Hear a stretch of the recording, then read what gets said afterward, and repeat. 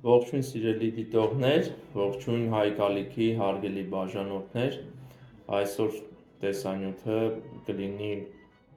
անշարժ գույքի վերաբերյալ վիճակին, ինչ է տիրում շուկայում և շատ բաժանորդներ գրում են, որ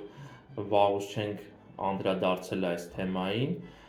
ու պահանջված է կարծում եմ վերլուծել ու բացատրել ինչ վիճակ է տիրում անշարժ գույքի շուկայում։ Անշարժ գույքի շուկայում Երևանում և Երևանամերձ բնակավայրերում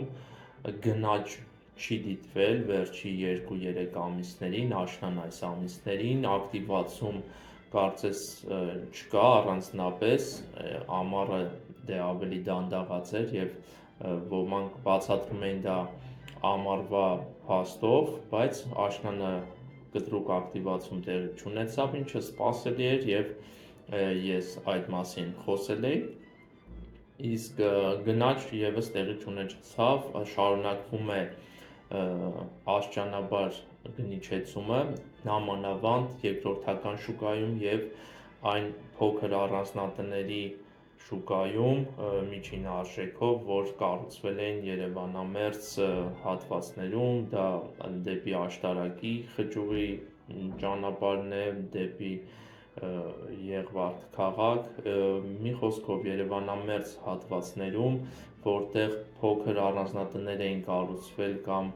թաունհաուսի տիպի տներ և փոքր հողակտորներով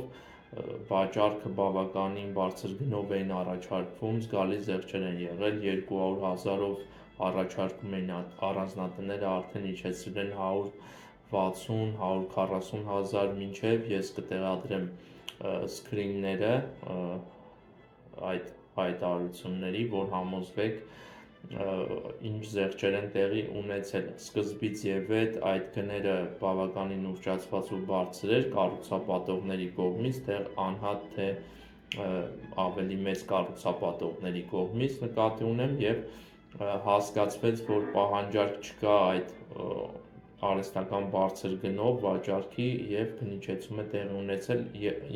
շարունակվելու է գնիչեցումը այս սեգմենտում շուկայի, քանի որ $120,000-130,000-ից ավելի արժողությամբ անշարժ գույքի վարկավորումը բավականին ամսավճարներով ինքը մեծ արժեք է կազմում և դժվար է հեշտ վաճառել ու գնորդներին էլ դժվար է այդպիսի վարկեր, մի խոսքով ամսական վճարներ ունենալ։ Բացի այդ սպասվում է, որ բանկերը ավելի վատ պայմաններով են ֆինանսավորելու և ավելի դժվար է լինելու վարկավորումը գալիք ամիսներին,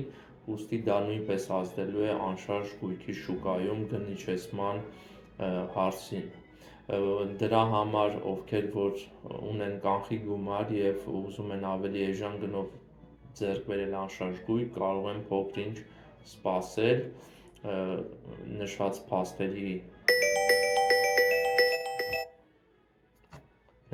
փաստերի հիմքով անշարժ գույքի գնանկումը կշարունակվի։ Այսօր այսքանը, ես անպայման կանդրադառնամ, եթե կարիք լինի այս հարցով և կլինեն նոր տեսանյութեր։ Շնորհակալ